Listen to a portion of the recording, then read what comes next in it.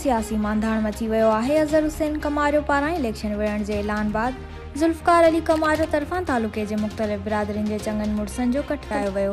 जंहिंमें शहरयार खान मेहर बि शरीक थियो हो। उन सिलसिले में निर्वाह न्यूज़ जे CEO जावेद राउज़ो अहम ख़बर खां आगाह कयो आहे त इलेक्शन कमीशन तरफ़ां 8 फ़रवरी ते ऐलानियल चूंडुनि बाबति गढ़ी यासीन तालुक़े अंदरि सियासी मांधाण मची वियो आहे ऐं कमारिया ख़ानदान जी अहम शख़्सियत अज़हर हुसैन कमारियो तरफ़ां नून लीग जी टिकट ते इलेक्शन विढ़ण वारे ऐलान बाद PP उम्मीदवारनि लाइ मुंझारा साम्हूं अची विया आहिनि। ज़िले काउंसिल जे चेयरमैन ऐं PP शिकारपुर ज़िले जे जनरल सेक्रेटरी ज़ुल्फ़िकार अली कमारियो तरफ़ां इलेक्शन में पीपुल्स पार्टी जे उम्मीदवारनि खे वोट ॾियण ख़ातिर गढ़ी तालुक़े जे मुख़्तलिफ़ बिरादरियुनि सां तालुक़ रखंदड़ चङनि मुड़सनि ऐं मौज़ूज़िन जो हिकु कठु कमारिया हाउस सराई में घुरायो वियो, जंहिंमें लखी गुलाम शाह गढ़ी यासीन वारे क़ौमी तक 193 ते इम्कानी PP उम्मीदवार शहरयार मेहर, मदेजी टाउन कमेटी जे चेयरमैन नजब हुसैन कमारियो, ज़िले काउंसिल जे मेंबर तकी अब्बास कमारियो, सैयद नादिर शाह मसेती, नसीर अल्लाह दल, ज़ुल्फ़िकार सेलरो, अब्दुल मजीद मक्सी,